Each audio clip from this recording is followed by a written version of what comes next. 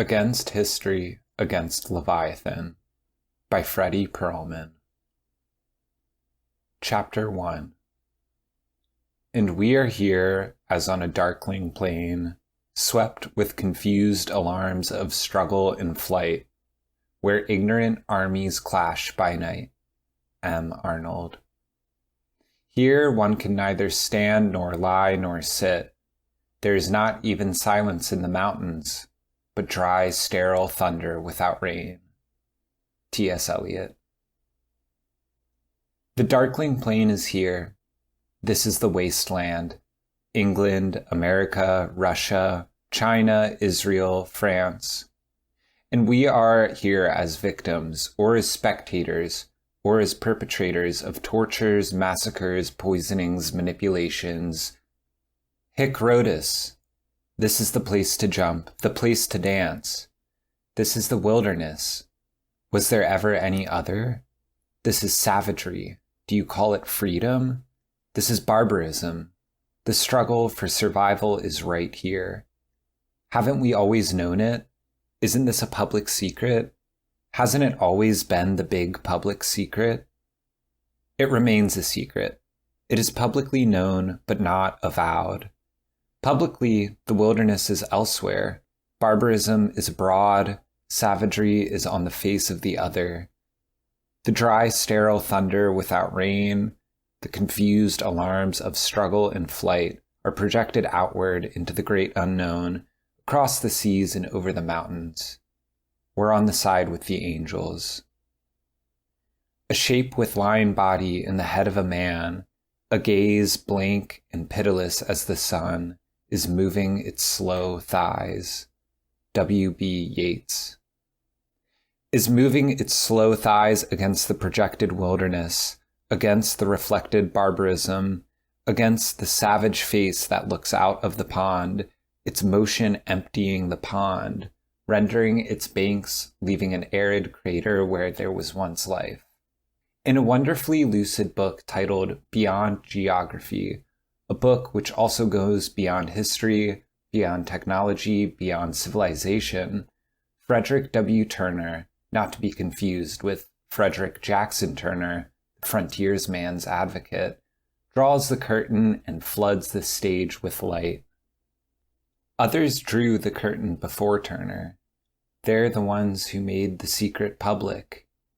Toynbee, Drinan, Jennings, Kamat, Debord, Zerzan among contemporaries, whose lights I've borrowed. Melville, Thoreau, Blake, Rousseau, Montaigne, Las Casas among predecessors. Lao Tse as long ago as written memory can reach. Turner borrows the lights of human communities beyond civilizations can to see beyond geography. He sees with the eyes of the dispossessed of this once beautiful world that rests on a turtle's back, this double continent whose ponds emptied, whose banks were rent, whose forests became arid craters from the day it was named America. A vast image out of Spiritus Mundi troubles my sight. Focusing on the image, Yeats asked, "And what rough beast, its hour come round at last, slouches toward Bethlehem to be born?" The vision is as clear to Turner as it was to Yeats. The darkness drops again, but now I know that 20 centuries of stony sleep were vexed to nightmare by a rocking cradle. Seers of old returned to share their visions with their communities, just as women shared their corn and men their hunt. But there is no community. The very memory of community is a fogged image out of Spiritus Mundi. The seer of now pours his vision on sheets of paper, on banks of arid craters where armored bullies stand guard and demand the password, positive evidence. No vision can pass by their gates. The only song that passes is a song gone as dry and cadaverous as the fossils in the sands. Turner, himself a guard, a professor, has the courage of Las Casas. He storms the gates, refuses to give the password, and he sings, he rants, he almost dances. The the armor comes off. Even if it is not merely worn like clothes or masks, even if it is glued to face and body, even if skin and flesh must be yanked off with it, the armor does come off. Of late, many have been storming the gates. Only recently, one saying the net of factories and mines was the Gulag archipelago, and all workers were Zeks, namely conscripts, inmates, labor gang members. Another saying that the Nazi lost the war, their new order didn't. Ranters are legion now. Is it about to rain? Is it the twilight of a new dawn? Or is it the twilight in which Minerva's owl can see because day is all done? Turner, Toynbee, and others are focusing on the beast that is destroying the only known home of living beings. Turner subtitles his book, The Western Spirit Against the Wilderness. By Western spirit, he means the attitude or posture, the soul or spirit of Western civilization, known nowadays as civilization. Turner defines wilderness the same way the Western spirit defines it, except that the term is positive for Turner, negative for the Western spirit. Wilderness embraces all of nature and all the human communities beyond civilizations can. In a study of history, Arnold Toynbee expressed enthusiasm for history and for civilization. After seeing the rise and fall of the Nazi Third Order and all the refinements it brought in its train, Toynbee lost his enthusiasm. He expressed this loss in a book he called Mankind and Mother Earth. The vision in this book is kin to Turner's. Mankind is rendering Mother Earth asunder. Toynbee's term mankind embraces the Western spirit as well as the human communities beyond civilizations can, and his Mother Earth embraces all life. I'll borrow Toynbee's term Mother Earth. She's the first protagonist. She's alive. She's life herself. She conceives and births everything that grows. Many call her nature. Christians call her wilderness. Toynbee's other name for her is biosphere. She is the dry land, the water, and the earth enveloping our planet. She's the sole habitat of living beings. Toynbee describes her as a thin, delicate skin, no higher than planes can fly, no lower than mines can be dug. Limestone, coal, and oil are part of her substance. They are matter that once lived. She selectively filters radiation from the sun, precisely in such a way as to keep life from burning. Toynbee calls her an excrescence, a halo or rust on the planet's surface, and he speculates that there may be no other biospheres. Toynbee says mankind, human beings, in other words, we, have grown very powerful, more powerful than any other living beings, and at least more powerful than the biosphere. Mankind has the power to wreck the delicate crust, and is doing it. There are many ways to speak of a trap. It can be described from the standpoint of the self-balancing environment, of the trapper, of the trapped animals. It can be described from the standpoint of the trap itself, namely from the objective, scientific, technological standpoint. There are as many ways to speak of the wrecking of the biosphere. From the standpoint of a single protagonist, Earth herself, it can be said that she is committing suicide. With two protagonists, mankind and Mother Earth, it can be said that we are murdering her. Those of us who accept this standpoint and squirm with shame might wish that we were whales. But those of us who take the standpoint of the trapped animal will look for a third protagonist. Toynbee's protagonist, mankind, is too diffuse. It embraces all civilizations and also all communities beyond civilizations can. Yet the communities, as Toynbee himself shows, coexisted with other beings for thousands of generations without doing the biosphere any harm. They are not the trappers but the trapped. Who, then, is the wrecker of the biosphere? Turner points at the Western spirit.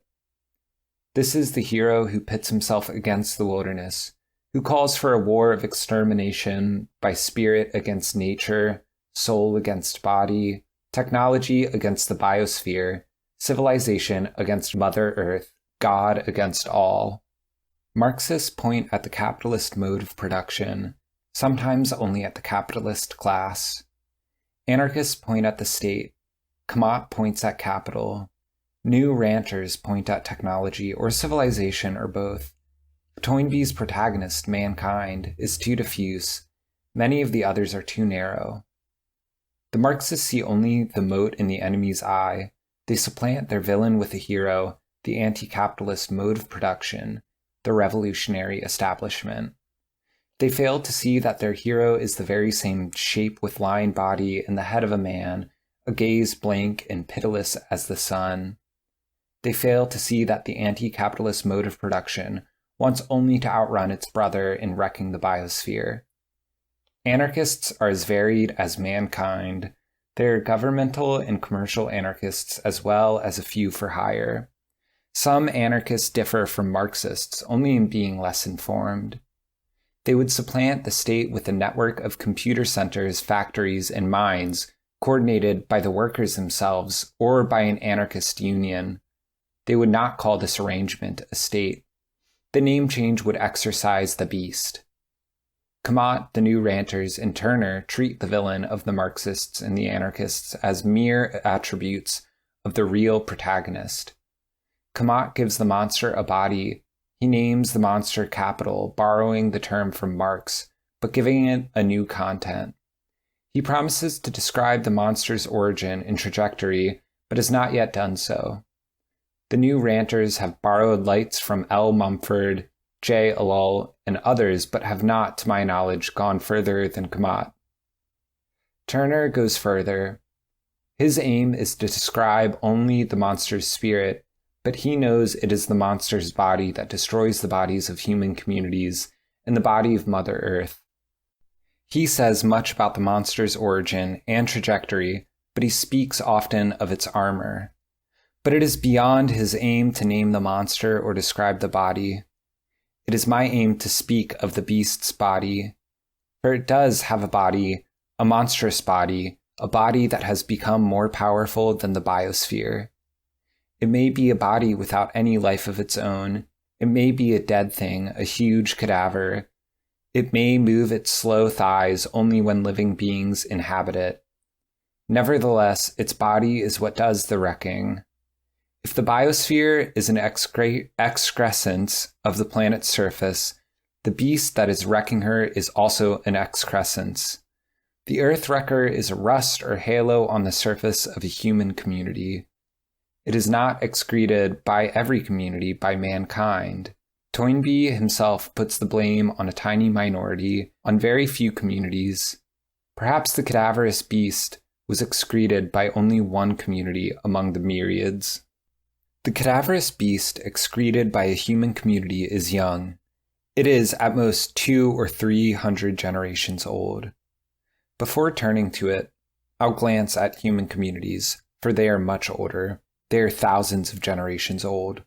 We are told that even human communities are young, that there was an age when all was water until a muskrat dived to the sea bottom and brought earth to the turtle's back. So we're told. Supposedly, the first walkers who benefited from the muskrat's exertions were giants or gods who are nowadays called dinosaurs. Modern grave robbers have been digging up these gods' bones and displaying the bones in glass cases of positive evidence. The grave robbers use these bone cases to bully all stories other than their own out of human memory. But the grave robbers' stories are duller than myriad other stories, and their cases of bones shed light only on the grave robbers themselves. The stories are as varied as their tellers. In many of the stories, memory strains to reach an age when it, memory, was lodged in a grandmother who knew the swimmers, crawlers, and walkers as her kin because she walked on her hind legs no more frequently than they. In one ancient account, the first grandmother fell to earth from a hole in the sky. In a modern account, she was a fish with a snout who, having playfully practiced breathing by sticking her snout above water, survived thanks to this trick when her pond dried up. Many stories tell of miniature grandparents, midgets. A modern account calls them tree shrews. These midgets inhabited the earth while the giants, the dinosaurs, walked about in the light of day. Prudent tree shrews climbed down to feast on insects at night, not because the giants were mean, but because of the discrepancy in size. Many of the tree shrews were satisfied with this arrangement, and they remained tree shrews. Some, undoubtedly a small minority, wanted to walk about it in the light of day. Fortunately for the restless ones, the dinosaurs were among the grandmothers swallowed by the biosphere. Former tree shrews could bask in the sun, or dance and play in broad daylight, without fear of ever being trampled. Minorities among these again grew restless. Some wanted to crawl, others to fly. The smug, conservative majorities, happy with their capacities, fulfilled by their environments, remained what they were. The managers of the Gulag's islands tell us something about the swimmers, crawlers, walkers, and flyers, how they spent their lives working in order to eat. These managers are broadcasting their news too soon. The varied beings haven't all been exterminated yet. You, reader, have only to mingle with them, or just watch them from a distance, to see that their walking lives are filled with dances, games, and feasts. Even the hunt, the stalking and feigning and leaping, is not what we call work, but what we call fun. The only beings who work are the inmates of Gulag's islands, the Zeks. The Zeks' ancestors did less work than a corporation owner. They didn't know what work was. They lived in a condition Rousseau called the state of nature. Rousseau's term should be brought back into common use. It grates on the nerves of those who, in Raoul Vaneigham's words, carry cadavers in their mouths. It makes the armor visible. Say the state of nature and you'll see the cadavers peer out. Insist that freedom and the state of nature are synonyms, and the cadavers will try to bite you. The tame, the domesticated, try to monopolize the word freedom. They'd like to apply it to their own condition. They apply the word wild to the free. But it is another public secret that the tame, the domesticated, occasionally become wild, but are never free so long as they remain in their pens. Even the common dictionary keeps this secret only half hidden. It begins by saying that free means citizen, but then it says free, A, not determined by anything beyond its own nature or being, B, determined by the choice of the actor or by his wishes. The secret is out.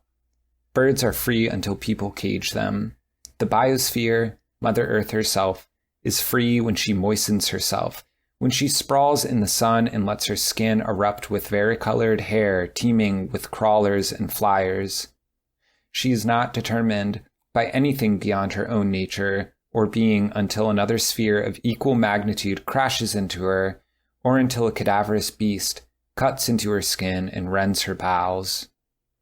Trees, fish, and insects are free as they grow from seed to maturity, each realizing its own potential, its wish, until the insect's freedom is curtailed by the birds. The eaten insect has made a gift of its freedom to the bird's freedom. The bird, in its turn, drops and manures the seed of the insect's favorite plant, enhancing the freedom of the insect's heirs. The state of nature is a community of freedoms. Such was the environment of the first human communities, and such it remained for thousands of generations. Modern anthropologists who carry gulag in their brains reduce such human communities to the motions that look most like work, and give the name gatherers to the people who pick and sometimes store their favorite foods. A bank clerk would call such communities savings banks. The Zeks on a coffee plantation in Guatemala are gatherers, and the anthropologist is a savings bank. Their free ancestors had more important things to do. The Kung people survived as a community of free human beings into our own exterminating age. R.E. Leakey observed them in their lush African forest homeland. They cultivated nothing except themselves. They made themselves what they wished to be. They were not determined by anything beyond their own being, not by alarm clocks, not by debts, not by orders from superiors. They feasted and celebrated and played full time, except when they slept. They shared everything with their communities: food, experiences, visions, songs. Great personal satisfaction, deep inner joy came from the sharing. In today's world, wolves still experience the joys that come from sharing. Maybe that's why governments pay bounties to the killers of wolves. S. Diamond observed other free human beings who survived into our age, also in Africa. He could see that they did no work, but he couldn't quite bring himself to say it in English. Instead, he said they made no distinction between work and play.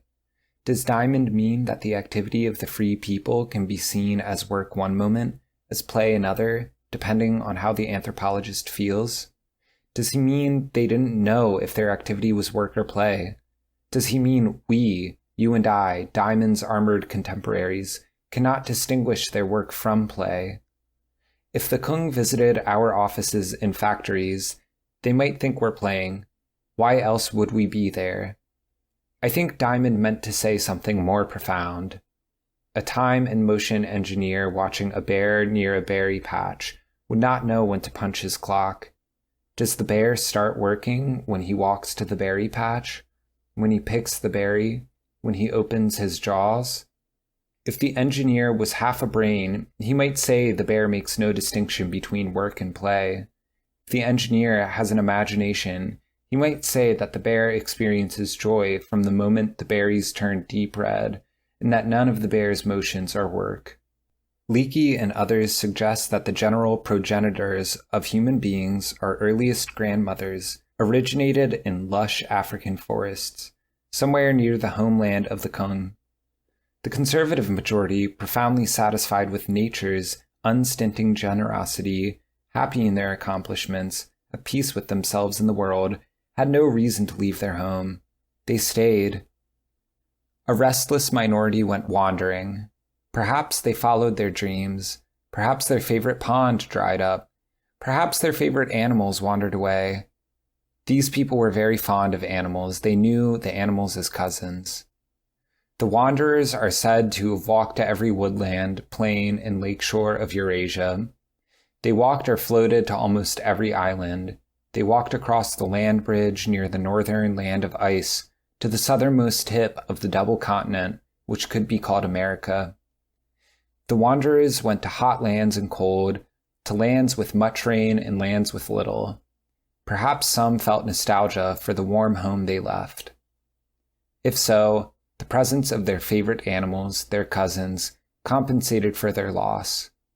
We can still see the homage some of them gave to these animals on cave walls in Altamira, on rocks in Abrigo del Sol in the Amazon Valley. Some of the women learned from birds and winds to scatter seeds. Some of the men learned from wolves and eagles to hunt. But none of them ever worked. And everyone knows it.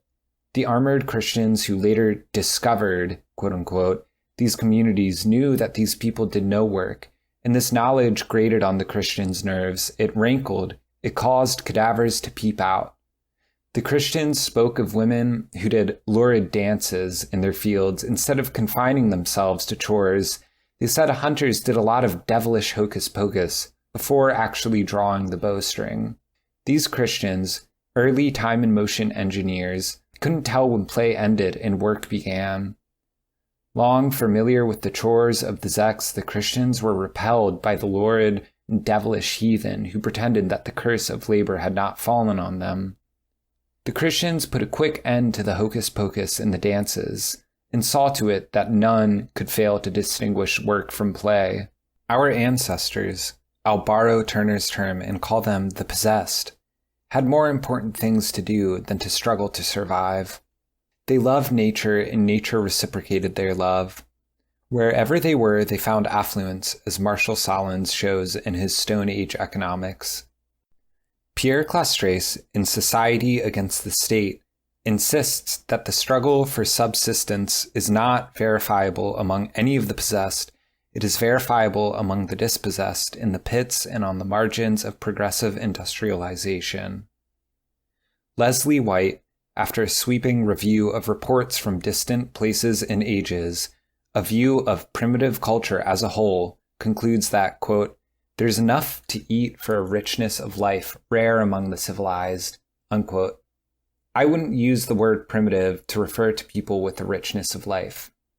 I would use the word primitive to refer to myself and my contemporaries with our progressive poverty of life. The main part of our poverty is that the richness of life of the possessed is barely accessible to us, even to those of us who have not chained our imaginations. Our professors talk of fruits and nuts, animal skins and meat. They point to our supermarkets full of fruits and nuts. We have an abundance our ancestors didn't dream of, QED. These are, after all, the real things, the things that matter. And if we want more than fruits and nuts, we can go to the theater and see plays. We can even sprawl in front of the TV and consume the entire worldwide spectacle. Hallelujah! What more could we want? Thanks to our professors, we barely have access to our dangerous, demonic, possessed ancestors, who thought fruits and nuts were not the real things but trivia, who abandoned themselves to visions, myths, and ceremonies. Thanks to our professors, we now know that the visions are personal delusions, myths are fairy tales, and ceremonies are play acting which we can see anytime in movies. We even know a lot about possession. Possession is ownership. We possess houses and garages and cars and stereo equipment, and we're constantly running to possess more. There's no limit to what we want to possess. Surely it must be said that possession is our central aim, not theirs. Rare is the professor who, like Mircea Eliade, frees himself of the armored vision and sees through the iron curtain of inversion and falsification. And even Eliade fogs what he sees by claiming to find analogies and vestiges in our world. The strait that separates us from the other shore has been widening for 300 generations, and whatever was cannibalized from the other shore is no longer a vestige of their activity, but an excretion of ours. It's shit. Reduced to blank slates by school, we cannot know what it was to grow up heirs to thousands of generations of vision, insight, experience. We cannot know what it was to learn to hear the plants grow and to feel the growth. We cannot know what it was to feel the seed in the womb and learn to feel the seed in Earth's womb, to feel as Earth feels, and at least to abandon oneself and let Earth possess one, to become Earth, to become the first mother of all life. We are truly poor. Thousands of generations of vision, insight, and experience have been erased. Instead of abandoning ourselves, instead of savoring what little we can of their powers, we define and categorize. We speak of matriarchy. The name is a cheap substitute for the experience. It is a bargain, and we're always on the lookout for bargains. Once the name is on the door can be closed, and we want doors to stay closed. The name matriarchy is on the door of an age when women knew themselves and were known by men as the conceivers, as the creators of life, as the embodiments of the first being, as first beings. To know the name on the door is to know nothing. Knowledge begins on the other side of the threshold. Even the name on the door is wrong. Matri refers to mother, but archy comes from an altogether different age. Archy refers to the government, to artificial as opposed to natural order, to an order where the archon is invariably a man. Anarchy would be a better name for the door. The Greek prefix an means without. On the other side of the threshold, the possessed mother returns to her body and proceeds to share her experiences with her kin, just as she shares her fruits and nuts. Our tongues would be hanging out for the fruits and nuts, but her sisters, cousins, nieces, and nephews are hungry for the experience. When the mother shares the experience, she also shares the thousands of generations of vision and insight, the wisdom that helped make her experience so meaningful, so frightfully profound. She doesn't apply chalk to a blackboard. She doesn't write a textbook. She hops, she sings. She begins the lurid dance and the orgy that will one day terrify the Christians.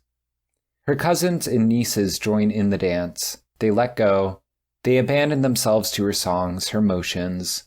They let themselves be possessed by the spirit of the earth. They, too, experience the greatest joy imaginable. The nephews also abandon themselves. They, too, are possessed, enriched. But when the ceremony is over, they sense that they have less to look forward to than their sisters. They know they're not creators of life, first beings. In The Flounder, Gunther Grass vividly portrays the inferiority complex of these nephews, these males in the state of nature. They're studs, they're sexual objects. They're the ones who preen and ornament themselves to make themselves attractive to women, like peacocks, ducks, and other cousins of theirs. The nephews take phallus-shaped spears and arrows to the woods, and they return to the village with meat. But they know that meat, if not as common as fruits and nuts, is still trivial compared to their aunt's trips of possession and self-abandon.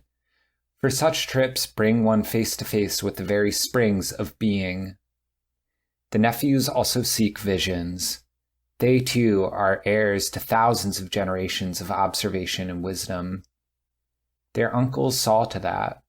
They know that the forest is not the thing it has become for us, a meat corral, a lumber factory. They know the forest as a living being who teems with living beings. They, too, like their aunt, let go of themselves, let themselves be possessed by the spirit of a tree, of a place, of an animal. If they've ever learned much, and well, they even look up above the forest. They've strived for the sky, and on rare occasions the spirit of the sky possesses them.